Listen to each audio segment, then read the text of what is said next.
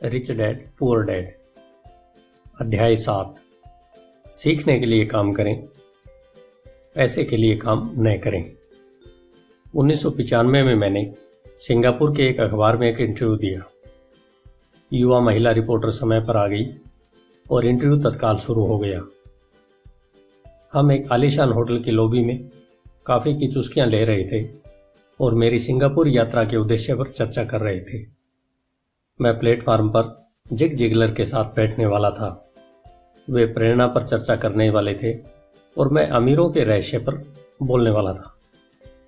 एक दिन मैं भी आपकी तरह बेस्ट सेलिंग लेखक बनना चाहती हूँ, उस महिला ने कहा।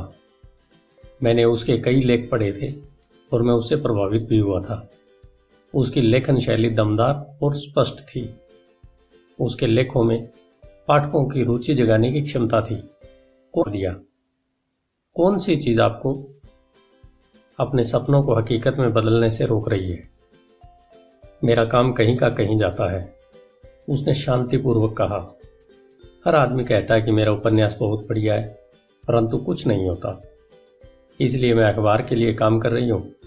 कम से कम इससे मेरा खर्च तो चल जाता है। क्या आप इस बारे में कोई सुझाव देना चाहेंगे? हाँ बिल्कुल, मैंने उत्साह से कहा। सिंगापुर में मेरा दोस्त है, वह एक स्कूल चलाता है जहां लोगों को बेचने का प्रशिक्षण दिया जाता है। वह सिंगापुर में कई चोटी के कॉरपोरेशन के लिए सेल्स ट्रेनिंग कोर्स चलाता है और मैं समझता हूं कि उसके कोर्स में शामिल होने से आपका करियर बहुत ज्यादा विकसित हो जाएगा।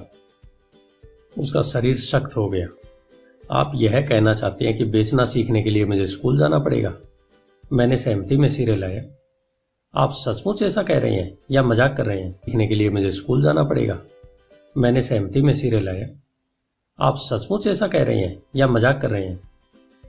एक बार फिर मैंने सहमति में सिर हिलाया। इसमें गलती क्या है? मैं अब अपने शब्द वापस लेना चाहता था। उसे मेरी किसी बात से बुरा लग गया था और अब मैं सोच रहा था कि कितना अच्छा होता अगर मैंने उसे कोई भी सुझाव नहीं दिया होता। उसकी मदद करने की कोशिश में अब मैं खुद के सुझाव की रक्षा करता नजर आ रहा था। मेरे पास अंग्रेजी साहित्य में मास्टर डिग्री है।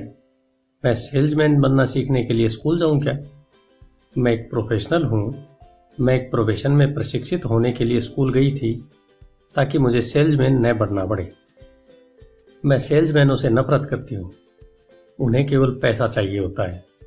तो आप मुझे बताएं कि मैं सेल्स का अध्ययन क्यों करूं? अब वह अपना ब्रीफकेस ताकत से बंद कर रही थी। इंटरव्यू खत्म हो गया था। मैं रखा। क्या आप इसे देख सकती हैं? मैंने उसके नोट्स की तरफ इशारा किया। उसने अपने नोट्स पर नजर डाली। क्या? उसने उलझन में कहा।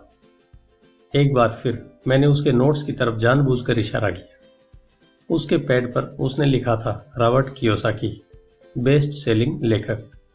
यहां पर बेस्ट सेलिंग लेखक लिखा हुआ है, न कि बेस्ट राइटिंग लेखक। उसकी आंखें तत्काल फैल गई। मैं बहुत बुरा लेखक हूं। आप बहुत बढ़िया लेखक हैं। मैं सेल्स स्कूल गया हूं। आपके पास मास्टर डिग्री है। दोनों को इकट्ठा कर लें और आप एक बेस्ट सेलिंग लेखक और एक बेस्ट राइटिंग लेखक बन सकती हैं। उसकी आंखों में गुस्सा था। मैं कभी इतने नीचे नहीं गिरूंगी कि बेचना सीखने के लिए प्रशिक्षण लूं। आप जैसे लोगों को तो लिखना ही नहीं चाहिए। मैं एक प्रोफेशनल लेखक हूं और आप एक सेल्समैन हैं। यह सही नहीं है। मैं एक प्रोफेशनल लेखक हूं और आप एक सेल्समैन हैं। यह सही नहीं है। उसने अपने बाकी के नोट्स भी समेट लिए और वह सिंगापुर की उस नम सुबह में तेजी से बाहर निकल गई। कम से कम उसने अगले दिन मुझे एक अच्छा कवरेज दिया। दुनिया स्मार्ट, गुणी, शिक्षित और प्रतिभा संपन्न लोगों से भरी हुई है। हम उनसे हर दिन मिलते हैं। वे हमारे चारों तरफ हैं। कुछ दिनों पहले मेरी कार में कुछ गड़बड़ हो गई थी। मैं एक गैरेज में गया और युवा मैकेनिक ने उसे कुछ मिनटों में ठीक कर दिया। इंजन की आवाज सुनकर ही उसे समझ में आ गया था कि गड़बड़ कहाँ थी। मैं हैरान देखता रहा। दुखद सच तो यह है कि प्रतिभा ही पर्याप्त नहीं होती। मुझे लगातार यह देख देख कर झटका लगता है कि प्रतिभा संपन्न लोग कितना कम कमा पाते हैं। मैंने अभी हाल ही सुना है कि 5% से भी कम अमेरिकी एक साल में कमा पाते हैं। मैं ऐसे प्रतिभाशाली और उच्च शिक्षित लोगों से मिला हूँ जो एक साल में $20,000 से भी कम कमाते हैं। मेडिकल व्यवसाय में विशेषज्ञता रखने वाला एक व्यावसायिक सलाहकार कि कितने डॉक्टर, दंत चिकित्सक और दूसरे लोग पैसे की समस्या से जूझ रहे हैं। और मेरी सोच यह थी कि एक बार डॉक्टर बनने के बाद तो पैसा उनके घर बरसने लगता है। इस व्यावसायिक सलाहकार ने मुझे एक बढ़िया वाक्य दिया, तो वे भारी दौलत से सिर्फ एक दक्षता दूर है। इस वाक्य का यह मतलब है कि ज्यादातर लोगों को केवल एक और दक्षता सीखने की जरूरत होती है और इसके बाद उनकी आमदनी अपने आप बहुत ज्यादा बढ़ जाएगी। मैं यह पहले ही बता चुका हूं कि फाइनेंशियल बुद्धि, अकाउंटिंग, निवेश, मार्केटिंग और कानून का समन्वय है। इन 4 तकनीकी दक्षताओं को मिला दें और पैसे से पैसा बनाना ज्यादा आसान हो जाएगा। जब पैसे की बात आती है तो ज्यादा कड़ी मेहनत करने की दक्षता होती है। दक्षताओं के समन्वय का एक अच्छा उदाहरण अखबार की उस रिपोर्टर का है। अगर वह सेल्स और मार्केटिंग के क्षेत्र में दक्षता हासिल कर ले तो उसकी आमदनी हवा से बातें कर सकती है। अगर मैं उसकी जगह होता तो मैं एडवर्टाइजिंग, कॉपीराइटिंग और सेल्स के कोर्स में शामिल हो जाता। फिर अखबार में काम करने के बजाय मैंने किसी एडवर्टाइजिंग एजेंसी में नौकरी खोजी होती। चाहे इस काम में वेतन कम ही मिलता, परंतु इससे वह यह सीख जाती कि सफल एडवर्टाइजिंग में प्रयुक्त होने वाले शॉर्टकट का प्रयोग किस तरह किया जाए। उसे अपना कुछ समय जनसंपर्क में भी देना होता, जो एक महत्वपूर्ण दक्षता है। वह यह भी सीखती कि मुफ्त प्रचार के लिए किस तरह लाखों कमाए जाए। फिर रातों में और सप्तांतों में वह अपना महान उपन्यास पूरा करती। जब वह पूरा हो जाता तो वह अपनी पुस्तक को बेचने के लिए ज्यादा अच्छी स्थिति में होती। फिर कुछ ही समय में वह एक बेस्ट सेलिंग लेखिका थी। जब मैंने अपनी पहली पुस्तक if you want to be rich and happy don't go to school छपवाई तो एक प्रकाशक ने मुझे यह सुझाव दिया कि मैं शीर्षक को बदलकर द इकोनॉमिक्स ऑफ एजुकेशन कर दूं। मैंने प्रकाशक से साफ कह दिया, इस तरह के शीर्षक से पुस्तक की कुल 2 प्रतियां बिकेंगी। एक तो मेरा परिवार खरीदेगा और दूसरा मेरा सबसे अच्छा दोस्त। दिक्कत यह है कि वे दोनों ही इसे मुफ्त में पाने की आशा करेंगे। If you want to be rich and happy don't go to school शीर्षक को जानबूझकर चुटिला बनाया गया था, क्योंकि मैं जानता था कि ऐसा करने से इसे हजारों टन प्रचार मिलेगा। मैं शिक्षा का समर्थक हूं और शिक्षा के सुधार में विश्वास करता हूं। अन्यथा मैं अपने पुरातनपंथी शिक्षा तंत्र को बदलने की बार बार मांग क्यों करता। इसलिए मैंने एक ऐसा टाइटल चुना जो टीवी और रेडियो शो पर ज्यादा प्रचारित हो सकता था। क्यों करता इसलिए मैंने एक ऐसा टाइटल चुना जो टीवी और रेडियो शो पर ज्यादा प्रचारित हो सकता था। सिर्फ इसलिए क्योंकि मैं विवादास्पद होने से नहीं डरता। कई लोगों का विचार था कि मैं कोई फ्रूट केक था, परंतु पुस्तक बिकी और बहुत बिकी। जब मैं यूएस मर्चेंट मरीन एकेडमी से 1969 में ग्रेजुएट हुआ तो मेरे पढ़े लिखे डैडी बहुत खुश हुए। स्टैंडर्ड ऑयल ऑफ कैलिफोर्निया ने मुझे अपने ऑयल टैंकर फ्लीट में काम दे दिया। मैं 3rd मेट था और हालांकि मेरी तनख्वाह मेरे सहपाठियों की तुलना में कम थी, परंतु कॉलेज के बाद पहले काम के हिसाब से ठीक थी। मेरी शुरुआती तनख्वाह $42,000 प्रति वर्ष थी, जिसमें ओवर टाइम भी शामिल था, और मुझे केवल 7 महीने काम करना पड़ता था। बाकी के 5 महीने मेरी छुट्टी थी। अगर मैं चाहता तो मैं एक सहायक शिपिंग कंपनी के साथ वियतनाम जा सकता था और अपनी 5 महीनों की छुट्टियों और मरीन कार्प्स में भर्ती हो गया ताकि मैं हवाई जहाज उड़ाना सीख सकूं। मेरे पढ़े लिखे डैडी का दिल टूट गया। अमीर डैडी ने मुझे बधाइयां दी। स्कूल और नौकरी में विशेषज्ञता का विचार एक लोकप्रिय विचार है, यानी कि ज्यादा धन कमाने के लिए या प्रमोशन हासिल करने के लिए आपको विशेषज्ञता हासिल करने की जरूरत है। इसलिए मेडिकल डॉक्टर्स तत्काल बाल रोग विशेषज्ञ या अस्थि रोग विशेषज्ञ जैसी विशेषज्ञता हासिल करने में जुट जाते हैं। यही अकाउंटेंट्स, आर्किटेक्ट्स, वकीलों, पायलटों और बाकी लोगों के बारे में सही है। मेरे पढ़े लिखे डैडी इसी विचारधारा में विश्वास रखते थे, इसलिए वे डॉक्टरेट मिलने के बाद रोमांचित हो गए थे। वे अक्सर यह मानते थे कि स्कूल में ऐसे लोगों का सम्मान किया जाता है जो कम से कम चीज़ों के बारे में ज़्यादा से ज़्यादा पढ़ते हैं। अमीर डैडी मुझसे इसका ठीक उल्टा करने के लिए प्रोत्साहित करते थे। आपको हर किया करते हैं। अमीर डैडी मुझसे इसका ठीक उल्टा करने के लिए प्रोत्साहित करते थे। आपको हर चीज़ के बारे में थोड़ा थोड़ा पता होना चाहिए, यह उनका सुझाव था। इसलिए मैंने उनकी कंपनियों में कई विभागों में सालों तक काम किया। कुछ समय के लिए मैंने उनके अकाउंटिंग डिपार्टमेंट में काम किया। हालांकि मैं कभी अकाउंटेंट नहीं बन सकता था, परंतु वे चाहते थे कि मैं उस विभाग में रहकर उसके बारे में मोटी मोटी बातें समझ लूं। अमीर डैडी जानते थे कि मैं वहां की शब्दावली को पकड़ लूंगा और यह भी समझ लूंगा कि क्या महत्वपूर्ण था और क्या नहीं। मैं एक बस बॉय और कंस्ट्रक्शन वर्कर के रूप में भी काम कर चुका हूँ, और सेल्स, रिजर्वेशन और मार्केटिंग में भी। वे मुझे और माइक को पीढ़ी दर पीढ़ी सिखा रहे थे। इसलिए वे चाहते थे कि हम लोग उनके बैंकर्स, वकीलों, अकाउंटेंट्स और ब्रोकर्स के साथ बैठकों में भाग लें। वे चाहते थे कि हम लोग उनके साम्राज्य की जानकारी रखें। जब मैंने स्टैंडर्ड ऑयल की अच्छी तनख्वाह वाली नौकरी छोड़ी तो मेरे पढ़े लिखे डैडी ने मुझसे दिल खोलकर बातें की। उन्हें कुछ समझ में नहीं आ रहा था। वे मेरे निर्णय के पीछे के कारण को नहीं समझ पा रहे थे, क्योंकि जिस नौकरी से मैंने इस्तीफा दिया था उसमें तनख्वाह अच्छी थी, फायदे बहुत थे, खाली समय भी बहुत मिलता था और उसमें तनख्वाह और प्रमोशन के अच्छे अवसर थे। जब एक शाम को उन्होंने मुझसे पूछा, तुमने नौकरी क्यों छोड़ दी, तो मैं लाख कोशिश करने के बाद भी उन्हें इसका कारण नहीं समझा सका। मेरे तर्क उनके तर्क के दायरे में फिट नहीं हो पा रहे थे। समस्या यह थी कि मेरा तर्क मेरे अमीर डैडी का तर्क था। मेरे पढ़े लिखे डैडी के लिए नौकरी की सुरक्षा ही सब कुछ थी। मेरे अमीर डैडी के लिए सीखना ही सब कुछ था। मेरे पढ़े लिखे डैडी का विचार था कि मैं शिप का अफसर बनने के लिए शिक्षा। डैडी जानते थे कि मैं अंतर्राष्ट्रीय व्यापार के अध्ययन के लिए स्कूल गया था, तो एक विद्यार्थी की तरह मैं सुदूर पूर्व और साउथ पैसिफिक जाने वाले जहाज़ों पर, बड़े फ्रेट्स पर, ऑयल टैंकरों पर और यात्री जहाज़ों पर काम करता रहा। अमीर डैडी इस बात पर जोर देते थे कि वे यूरोप की तरफ जाने वाले जहाज़ों के बजाय प्रशांत महासागर पर अपना ध्यान केंद्रित करूं, क्योंकि भविष्य के देश एशिया में है, यूरोप में नहीं। जबकि मेरे ज़्यादातर सहपाठी, जिसमें माइक भी शामिल था, अपने घरों पर पार्टी और मौज मस्ती करते थे, तब मैं Japan, Taiwan, Thailand, Singapore, Hong Kong, Vietnam, Korea, Tahiti, Samoa और फिलीपींस में व्यवसाय, लोगों, बिजनेस की शैलियों और संस्कृतियों का अध्ययन करता था। मैं भी पार्टी कर रहा होता, परंतु अपने घर पर नहीं।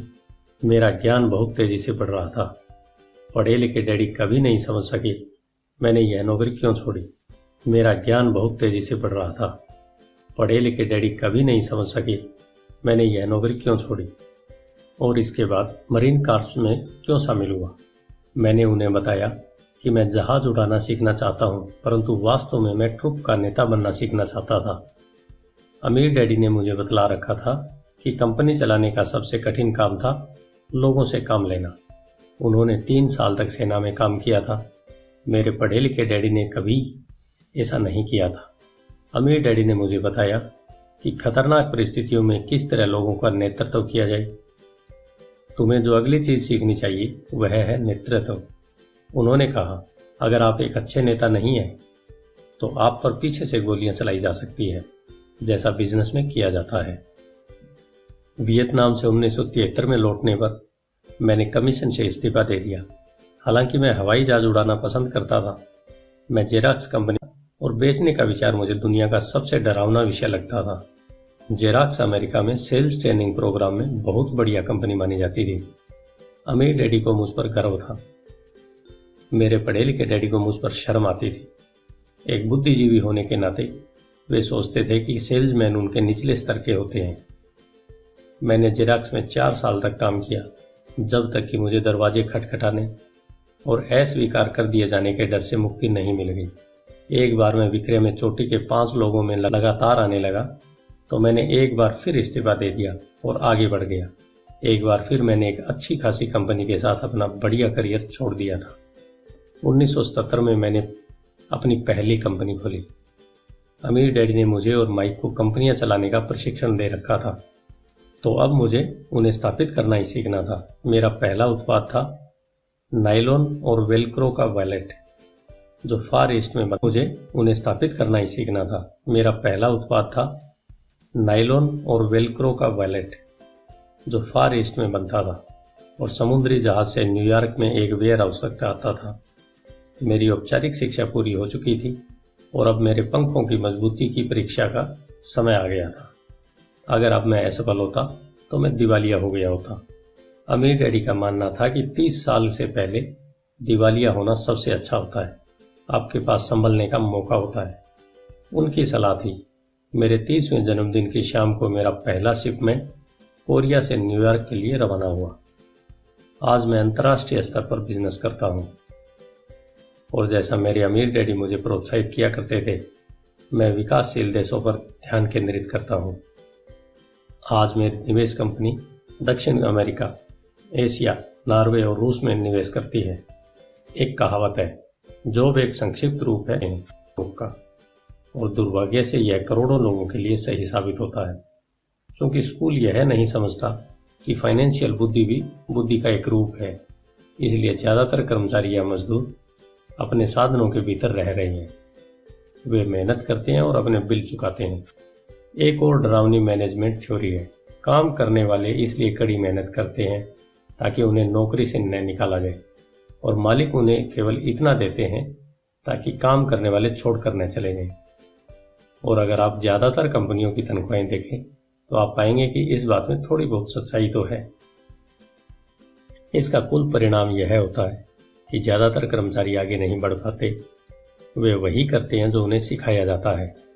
सुरक्षित नौकरी खोज लो। ज़्यादातर काम करने वाले कम समय के पुरस्कारों जैसे वेतन और दूसरे फायदों के लिए काम करते हैं, परंतु दीर्घकालीन दृष्टि से यह उनके लिए घाटे का सौदा साबित हो। युवा लोगों को यही सलाह दूंगा कि नौकरी खोजते समय वे इस बात का ध्यान दें कि वे कितना कमा रहे हैं, और इस बात पर भी ज़्यादा ध्यान दें कि वे कितना सीख रहे हैं। रास्ते पर आगे की तरफ देखकर यह तय करें कि किसी खास प्रोफेशन को चुनने के पहले और चूहा दौड़ में फंसने से पहले वे कितनी दक्षताओं में पारंगत होना चाहते हैं। एक बार लोग बिल चुकाने की आजीवन प्रक्रिया में फंस जाते हैं तो वे छोटे हैमस्टर्स की तरह धातु के छोटे पहियों के चारों तरफ घूमते रहते हैं। उनके छोटे पैर तेजी से घूमते हैं, पहिए की तेजी से घूमते हैं, परंतु आने वाले कल में भी वे उसी पिंजरे में रहेंगे, नौकरी।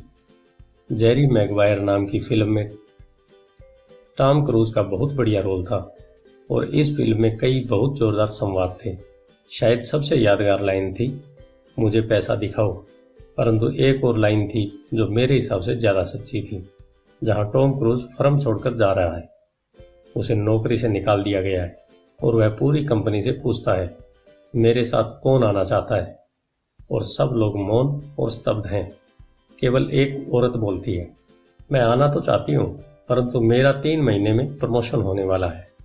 यह वाक्य शायद पूरी फिल्म का सबसे सच्चा वाक्य है। यह उस तरह का वक्तव्य है जो बिल चुकाने के लिए मेहनत करने वाले लोग हमेशा इस्तेमाल करते हैं। मैं जानता हूँ कि मेरे पढ़े लिखे डैडी हर साल तनख्वाह बढ़ने की आशा लगाए रखते हैं और हर साल उन्हें निराशा होती थी।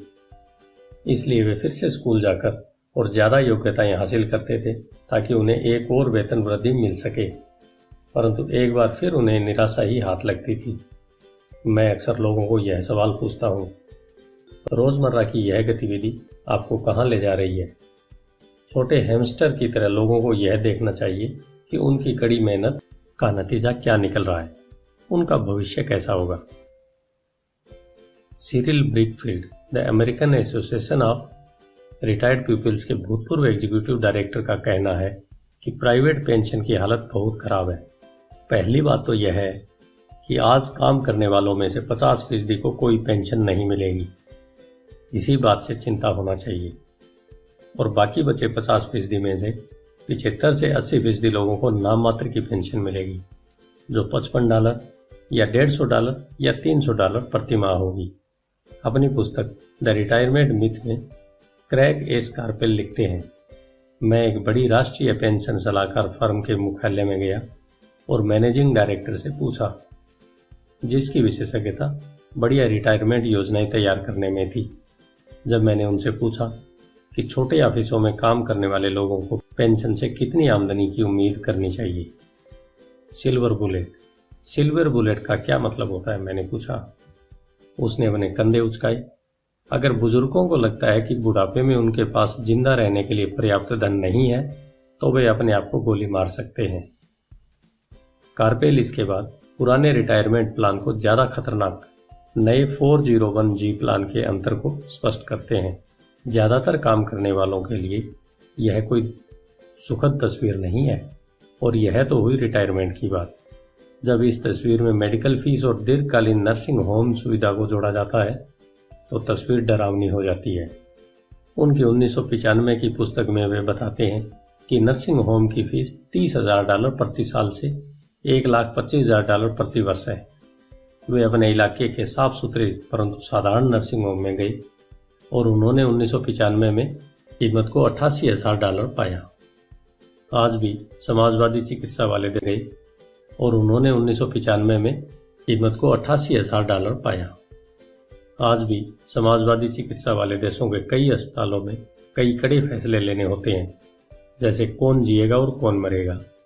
वे यह फैसले विशुद्ध रूप से इस आधार पर लेते हैं कि उनके पास कितना पैसा है और मरीज कितने वृद्ध हैं। अगर मरीज वृद्ध है तो वे अक्सर मेडिकल केयर अपेक्षाकृत युवा आदमी को दे देते हैं। बूढ़ा गरीब मरीज लाइन में सबसे पीछे खड़ा रहता है। तो जिस तरह अमीर लोग बेहतर शिक्षा हासिल कर सकते हैं, उसी तरह अमीर लोग अपने आप को जिंदा भी रख सकते हैं, जबकि जिनके पास दौलत नहीं है वे मर जाएंगे। तो मैं हैरान हो जाता हूं कि क्या कर्मचारी भविष्य में देख पा रहे हैं, या उनकी भविष्य की दृष्टि केवल उनकी अगली तनख्वाह तक ही जाती है और वे अपने आप से कभी दूरगामी भविष्य के बारे में सवाल ही नहीं करते। काम कर सुझाव देता हूं कि वे अपने जीवन के बारे में एक लंबा दृष्टिकोण रखें, केवल पैसे और सुरक्षा के लिए काम करने की बजाय, जो हालांकि महत्वपूर्ण है। मैं सुझाव देता हूं कि वे एक और काम करने लगें जो उन्हें एक और दक्षता सिखा दे। अगर वे सेल्स तकनीक सीखना चाहते हैं तो अक्सर मैं उनसे किसी नेटवर्क मार्केटिंग में शामिल हो जाने के लिए कहता हूं, जिसे मल्टी लेवल मार्केटिंग भी कहा जाता है। इनमें से कुछ कंपनियों के प्रशिक्षण कार्यक्रम बहुत बढ़िया होते हैं, जो लोगों के मन से झिझक और असफलता का डर निकाल देते हैं, जो लोगों के असफल होने का मुख्य कारण होते हैं। लंबे समय में शिक्षा धन से ज्यादा मूल्यवान है। जब मैं यह सुझाव देता हूं तो अक्सर लोगों की प्रतिक्रिया होती है, पर इसमें बहुत झंझट है, या मैं केवल वही करना चाहता हूं जिसमें मेरी रुचि है। इसमें बहुत झंझट है के जवाब में पूछता हूं इसमें मेरी रुचि है। इसमें बहुत झंझट है के जवाब में पूछता हूं तो आप जिंदगी भर सिर्फ इसलिए काम करते रहेंगे ताकि आपकी आय में से 50% आप सरकार को दे देंगे। दूसरे वक्तव्य मैं केवल वही करना चाहता हूं जिसमें मेरी रुचि है के जवाब में कहता हूं मैं जिम जाने में बिल्कुल रुचि नहीं रखता, परंतु मैं वहां इसलिए जाता हूं ताकि मैं ज़्यादा फिट हो सकूं और ज़्यादा समय तक जिंदा रह सकूं। दुर्भाग्य से उस पुरानी कहावत में कुछ सच्चाई है। आप एक बूढ़े कुत्ते को नई चालबाजी नहीं सिखा सकते। जब तक कोई आदमी बदलने के लिए तैयार न हो, बदलना बहुत कठिन होता है। परंतु उन लोगों के लिए जो कुछ नया सीखने के विचार से प्रेरित हो जाते हैं और दोहराए पर खड़े हैं, मेरा सुझाव यही है। जिंदगी बहुत हद तक जिम जाने की ही तरह है। इसमें सबसे दर्द भरा हिस्सा वहां जाने का फैसला लेना है। एक बार तो बाकी सब आसान हो जाता है। ऐसे कई दिन आई जब मैं जिम जाने के नाम से कांप जाता हूँ, परंतु एक बार मैं वहां पहुंच जाता हूँ तो काम शुरू कर देता हूँ और मुझे इसमें मजा आने लगता है। जब मैं वहां से निकलता हूँ तो मुझे हमेशा खुशी होती है कि मैं वहां गया था। अगर आप कुछ नया सीखने के प्रति अनिच्छुक हों और इसके बजाय आप अपने क्षेत्र में बहुत विशेषज्ञता हासिल करने पर जोर देते हो, तो यह सुनिश्चित कर लें कि जिस कंपनी के लिए आप काम करते हैं वहां यूनियन हो। लेबर यूनियनें विशेषज्ञों की रक्षा के लिए बनाई जाती हैं। मेरे पढ़े लिखे डैडी जब गवर्नर की कृपा दृष्टि से दूर हो गई तो वे हवाई में टीचर्स यूनियन के अध्यक्ष हो गए। उन्होंने मुझे बताया कि यह उनके द्वारा किया गया सबसे कठिन काम था। मेरे अमीर डैडी ने दूसरी और जिंदगी भर यह कोशिश की कि उनकी कंपनियों में यूनियन न बन पाई। वे सफल यूनियन काफी करीब आ गई थी, परंतु अमीर डैडी हमेशा उन्हें दूर रखने में कामयाब हो जाते थे। व्यक्तिगत रूप से मैं किसी का पक्ष नहीं लेता, क्योंकि मुझे दोनों ही बातों में फायदे दिखते हैं और उनकी ज़रूरत दिखती है। अगर आप स्कूल द्वारा सुझाए रास्ते पर चलते हैं, उच्च विशेषज्ञता हासिल करते हैं, तो फिर आप यूनियन की सुरक्षा में चले जाएंगे। उदाहरण के लिए, अगर मैं अपने हवाई जहाज उड़ाने के करियर में गया होता तो मैंने ऐसी कंपनी पसंद की होती जिसकी पायलट यूनियन बहुत तगड़ी होती। क्यों? क्योंकि मेरी जिंदगी केवल एक दक्षता को सीखने के लिए समर्पित होती, जिसका मूल्य केवल एक उद्योग में ही हो सकता था। अगर मुझे उस उद्योग से निकाल दिया गया होता तो मेरे जीवन की दक्षताएं किसी दूसरे उद्योग में उतनी मूल्यवान नहीं होती। अगर किसी वरिष्ठ पायलट को निकाल दिया जाए जिसके पास हवाई उड़ान का 1 लाख घंटे का अनुभव हो और जो $1,00,000 कमा रहा हो, तो उसे स्कूल टीचिंग में इतनी ज़्यादा कमाई वाला बराबरी का काम ढूंढने में बहुत दिक्कत आएगी। दक्षताएं एक उद्योग से दूसरे उद्योग में ट्रांसफ़र नहीं होती, क्योंकि एयरलाइन उद्योग में जिन दक्षताओं की ज़रूरत होती है और जिसके लिए पायलटों को ज़्यादा वेतन दिया जाता है, वे स्कूल सिस्टम में उतनी महत्वपूर्ण नहीं होती। आज डॉक्टरों के लिए भी यही सही है। चिकित्सा के क्षेत्र में इतने परिवर्तन हो रहे हैं। कई मेडिकल विशेषज्ञ मेडिकल संगठनों जैसे MHO से जुड़ना पसंद करते हैं। स्कूल के शिक्षकों को यूनियन का सदस्य होना पड़ता है। आज अमेरिका में टीचर्स की यूनियन सबसे बड़ी और अमीर लेबर यूनियन है। ENA यानी नेशनल एजुकेशन एसोसिएशन के पास बहुत ज़्यादा राजनीतिक प्रभाव है। शिक्षकों को अपनी यूनियन की सुरक्षा की बहुत ज़रूरत होती है, क्योंकि शिक्षा के बाहर उनकी दक्षताओं का मूल्य अपेक्षाकृत काफ़ी कम होता है। अपनी यूनियन की सुरक्षा की बहुत ज़रूरत होती है, क्योंकि शिक्षा के बाहर उनकी दक्षताओं का मूल्य अपेक्षाकृत काफ़ी कम होता है। तो नियम यह है, उच्च विशेषज्ञता हासिल करो और यूनियन बना लो। स्मार्ट लोग यही करते हैं। जब मैं अपनी कक्षा में पूछता हूँ, आप में से कितने मैकडोनाल्ड से अच्छा हैमबर्गर बना लेते हैं, तो लगभग सभी विद्यार्थी अपने हाथ खड़े कर देते हैं। मैं फिर पूछता हूँ, अगर आप में से ज़्यादातर बेहतर हैमबर्गर बना लेते हैं, तो ऐसा क्यों होता है कि मैकडोनाल्ड्स आपसे ज़्यादा पैसा बना लेते हैं? जवाब साफ है, मैकडोनाल्ड बिजनेस सिस्टम में आपसे अच्छा है। ज़्यादातर प्रतिभाशाली लोग सिर्फ इसलिए गरीब होते हैं क्योंकि वे अपना सारा ध्यान बेहतर हैमबर्गर बनाने में लगाते हैं और बिजनेस सिस्टम के बारे में कुछ नहीं जानते। हवाई में मेरा एक दोस्त है जो एक महान कलाकार है। वह काफ़ी पैसा कमा लेता है। अपना हिस्सा लेने के बाद बची थी। तत्काल उसने इस पैसे से विज्ञापन करके अपने व्यवसाय को बढ़ाने की सोची। 2 महीने बाद उसका पहला पूरे पेज का विज्ञापन 4 रंगों में एक महंगी पत्रिका में प्रकाशित हुआ, जिसके पाठक बहुत अमीर लोग थे। यह विज्ञापन 3 महीने तक चला। उसे विज्ञापन के प्रत्युत्तर में कोई जवाब नहीं मिला और उसकी सारी पूंजी इस विज्ञापन में खत्म हो गई। अब वह पत्रिका पर दावा ठोकना चाहता था। यह एक ऐसे आदमी का सामान्य उदाहरण है जो एक बेहतरीन हैमबर्गर बना सकता है, परंतु बिजनेस की बिल्कुल समझ नहीं रखता है। जब मैंने उससे पूछा कि उसने क्या सीखा, तो उसका जवाब केवल यही था कि विज्ञापन करने वाले लोग धोखेबाज होते हैं। मैंने फिर उससे पूछा कि क्या यह सेल्स में या डायरेक्ट मार्केटिंग में कोई कोर्स करना चाहता है, तो उसका जवाब था, मेरे पास समय नहीं है और मैं अपना पैसा बर्बाद नहीं करना चाहता। दुनिया प्रतिभा संपन्न जवाब था, मेरे पास समय नहीं है और मैं अपना पैसा बर्बाद नहीं करना चाहता। दुनिया प्रतिभा संपन्न गरीब लोगों से भरी पड़ी है। अक्सर वे या तो गरीब हैं या फिर पैसे की समस्या से जूझ रहे हैं या अपनी दक्षताओं से कम पैसा कमा रहे हैं। और इसका बेहतरीन उदाहरण और इसका जिम्मेदार उनके ज्ञान का विषय नहीं है, बल्कि उनका ज्ञान है। वे एक बेहतर हैमबर्गर बनाने की दक्षता को पैना करने में ही लगे रहते हैं और हैमबर्गर को बेचने और उसे घर तक पहुंचाने की दक्षता पर बिल्कुल भी ध्यान नहीं देते।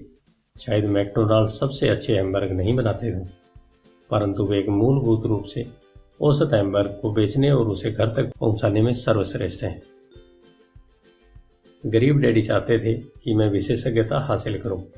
उनका विचार था कि अगर मैं ऐसा करूंगा तो मुझे ज़्यादा वेतन मिलेगा। हालांकि उन्हें हवाई के गवर्नर ने साफ कह दिया था कि वे राज्य सरकार के लिए पढ़े लिखे डैडी ने टीचर्स यूनियन का काम संभाल लिया था और वे उच्च शिक्षित और निपुण प्रोफेशनल्स के लिए और ज़्यादा सुरक्षा और फायदों के लिए अभियान छेड़ रहे थे। हमें इस बात पर काफ़ी बहस हुई, परंतु मैं जानता हूँ कि वे इस बात पर कभी सहमत नहीं हुए कि ज़्यादा विशेषज्ञता के कारण ही यूनियन के संरक्षण की जरूरत होती है। वे यह कभी नहीं समझ पाई कि आप जितनी ज़्यादा विशेषज्ञता हासिल कर लेते हैं उतने ही ज़्यादा आप जाल में फंस जाते हैं और आप अपने विशेषज्ञता पर निर्भर हो जाते हैं। अमीर डैडी की सलाह यह थी कि माइक और मैं खुद विकास करें। कई कारपोरेशंस यही करते हैं। वे बिजनेस स्कूल के किसी युवा प्रतिभाशाली विद्यार्थी को चुन लेते हैं और फिर उस आदमी को इस तरह विकसित करते हैं ताकि एक दिन वह कंपनी की जिम्मेदारी संभाल सके। और ये प्रतिभाशाली युवा कर्मचारी किसी एक डिपार्टमेंट में विशेषज्ञ नहीं होते। वे बिजनेस सिस्टम के सभी पहलुओं की जानकारी लेने के लिए डिपार्टमेंट में विशेषज्ञ नहीं होते। वे बिजनेस सिस्टम के सभी पहलुओं की जानकारी लेने के लिए इस डिपार्टमेंट से उस डिपार्टमेंट तक काम करना सीखते हैं। अमीर लोग अक्सर अपने बच्चों या दूसरों के बच्चों को इसी तरह विकसित करते हैं। ऐसा करने से उनके बच्चों को बिजनेस की पूरी प्रक्रिया अच्छी तरह समझ में आ जाती है और वे यह भी समझ जाते हैं कि किस तरह विभिन्न डिपार्टमेंट्स में तालमेल होता है। दूसरे विश्व युद्ध की पीढ़ी में एक कंपनी से दूसरी कंपनी में जाना बुरा समझा जाता था। आज इसे स्मार्ट समझा जाता है, क्योंकि लोग ज़्यादा विशेषज्ञता हासिल करने के बजाय इस कंपनी को बदलकर दूसरी कंपनी में जाना पसंद करेंगे। तो क्यों न कमाने के बजाय सीखने पर ध्यान केंद्रित किया जाए। कम समय में हो सकता है कि आपकी आमदनी कम हो, परंतु लंबे समय में इससे आपको बहुत फायदा होगा। सफलता के लिए जिन मुख्य मैनेजमेंट दक्षताओं की जरूरत होती है वे हैं: नंबर मैनेजमेंट, नंबर 2 सिस्टम का मैनेजमेंट, आपको और आपके परिवार के साथ समय को मिलाकर, नंबर 3 लोगों का मैनेजमेंट। सबसे महत्वपूर्ण विशेषज्ञ दक्षताएं सेल्स और मार्केटिंग की समझ है। बेचने की योग्यता ही व्यक्तिगत सफलता की आधारभूत कुशलता है। इसलिए आपको दूसरे आदमी के साथ संप्रेषण में कुशल होना चाहिए, चाहे वह कोई ग्राहक हो, कर्मचारी हो, बॉस हो, पत्नी हो या बच्चे हो।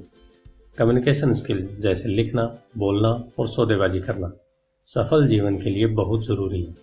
यह एक ऐसी कला है जिस पर मैं लगातार मेहनत करता हूँ और अपने ज्ञान को बढ़ाने के लिए पाठ्यक्रमों में भाग लेता हूँ या शैक्षणिक टेप खरीदता रहता हूँ। जैसा कि मैंने बताया, मेरे पढ़े लिखे डैडी ने जितनी ज़्यादा मेहनत की वे उतने ही ज़्यादा काबिल बने। उन्होंने जितनी ज़्यादा विशेषज्ञता हासिल की वे उतने ही ज़्यादा फंसते चले गए। हालांकि उनकी तनख्वाह बढ़ी, परंतु उनके विकल्प कम होते चले गए। जब उन्हें सरकारी नौकरी से हटा दिया गया तभी उन्हें पता चला कि वे व्यवसाय की दृष्टि से कितने जोखिम में थे। यह तो उसी तरह का मामला हो गया जैसे प्रोफेशनल एथलीट को अचानक चोट लग जाए या वह खेलने के लिए ज़्यादा बूढ़ा हो जाए। उनकी ऊंची तनख्वाह वाली स्थिति चली जाती है और वे अपनी सीमित दक्षताओं के सहारे जीवन यापन करते हैं। मैं सोचता हूँ कि इसलिए मेरे पढ़े लिखे डैडी बाद में यूनियनों के इतने समर्थक बन गए थे। उन्होंने यह महसूस कर लिया था कि यूनियन ने उन्हें कितना ज़्यादा फायदा दिलाया होता। अमीर डैडी माइक और मुझे सभी चीज़ों के बारे में थोड़ी थोड़ी जानकारी रखने के लिए प्रोत्साहित करते थे। वे हमें ऐसे लोगों के साथ काम करने के लिए प्रेरित करते थे जो हमसे ज़्यादा स्मार्ट थे, और वे हमसे यह भी चाहते थे कि हम स्मार्ट लोगों से एक टीम के रूप में काम करवाएं। आज ये कठिन समन्वय कहा जाएगा। आज मैं भूतपूर्व स्कूल टीचर से मिलता हूँ जो हर साल लाखों डॉलर कमा रहे हैं। वे इतना ज़्यादा इसलिए कमा रहे हैं क्योंकि उनके पास अपने क्षेत्र की विशेषज्ञ दक्षताओं के अलावा भी दक्षताएं हैं। वे सिखा भी सकते हैं और बेच भी सकते हैं और मार्केटिंग भी कर सकते हैं। बेचने और मार्केटिंग की दक्षताएं ज़्यादातर लोगों को इसलिए कठिन लगती हैं क्योंकि उनमें नकारे जाने या अस्वीकार किए जाने का डर होता है। आप संप्रेषण, सौदेबाजी और अपने नकारे जाने के डर का सामना करने में जितने बेहतर होंगे, आपके लिए जिंदगी उतनी ही आसान होगी। जिस तरह मैंने अखबार की लेखिका को सलाह दी थी जो बेस्ट सेलिंग लेखिका बनना चाहती थी, मैं किसी को भी वही सलाह देना चाहूँगा। तकनीकी रूप से विशेषज्ञता हासिल करने के कुछ मजबूत पहलू होते हैं और कुछ कमज़ोर पहलू होते हैं। मेरे कुछ दोस्त हैं जो जीनियस हैं, परंतु वे दूसरे मजबूत पहलू होते हैं और कुछ कमज़ोर पहलू होते हैं। मेरे कुछ दोस्त हैं जो जीनियस हैं, परंतु वे दूसरे लोगों के साथ प्रभावी ढंग से बात नहीं कर पाते और परिणाम स्वरूप उनकी आमदनी बहुत कम है। मैं उन्हें सलाह देता हूं कि वे 1 साल तक बेचने की कला सीखें। चाहे वे कुछ भी न कमाएं, परंतु उनकी कम्युनिकेशन स्किल सुधर जाएगी और यह अनमोल है। अच्छे सीखने वाले, बेचने वाले और मार्केटिंग करने वाले व्यक्ति होने के अलावा हमें अच्छे शिक्षक और अच्छे विद्यार्थी होने की भी जरूरत है। दरअसल अमीर होने के लिए आप में लेने के साथ ही देने की काबिलियत भी होनी चाहिए। आर्थिक या प्रोफेशनल संघर्ष के मामलों में देने और लेने में बहुधा कमी देखी गई है। मैं ऐसे कई लोगों को जानता हूँ जो सिर्फ इसलिए गरीब हैं क्योंकि वे न तो अच्छे विद्यार्थी हैं, न ही अच्छे शिक्षक। मेरे दोनों डैडी उदार थे। दोनों ने पहले देने के सिद्धांत का पालन किया था। शिक्षा देना उनके लिए जितना ज़्यादा उन्होंने दिया उतना ही उन्हें मिला। पैसे देने के मामले में जरूर उन दोनों में अंतर था। मेरे अमीर डैडी ने बहुत सा पैसा दान दिया। उन्होंने अपनी चर्च को दान दिया, समाज सेवी संस्थाओं को दान दिया और अपने फाउंडेशन को दान दिया। वे जानते थे कि पैसा हासिल करने के लिए पैसा देना होता है। पैसा देना ज़्यादातर अमीर परिवारों का रहस्य है। इसलिए रॉकफेलर फाउंडेशन और फोर्ड फाउंडेशन जैसे संगठन काम कर रहे हैं। यह संगठन उनकी संपत्ति को लेते हैं, उसे बढ़ाते हैं और लगातार देते रहते हैं। मेरे पढ़े लिखे डैडी हमेशा कहते थे, जब मेरे पास अतिरिक्त पैसा होगा मैं उसे दान कर दूंगा। समस्या यह थी कि उनके पास कभी अतिरिक्त पैसा नहीं आया, इसलिए वे ज़्यादा पैसा कमाने के लिए ज़्यादा मेहनत करते रहे और पैसे के सबसे महत्वपूर्ण नियम को भूल गए, दो और आपको मिल जाएगा। इसके बजाय वे यह यकीन करते रहे, लो और फिर दो कि मुझ पर दोनों ही डैडियों की छाप है। मेरा एक हिस्सा कट्टर पूंजीपति का है जो पैसे से पैसा कमाने के खेल से प्रेम करता है। मेरा दूसरा हिस्सा एक सामाजिक रूप से जिम्मेदार शिक्षक का है जो गरीबों और अमीरों के बीच बढ़ती आर्थिक खाई से बहुत ज़्यादा चिंतित है। मैं इस बढ़ती हुई खाई के लिए मूल रूप से दकियानुसी शिक्षा तंत्र को जिम्मेदार मानता हूँ। धन्यवाद। आइए अब चलते हैं अध्याय 8 की तरफ, जो है बाधाओं को पार करना। आपका दिन शुभ हो।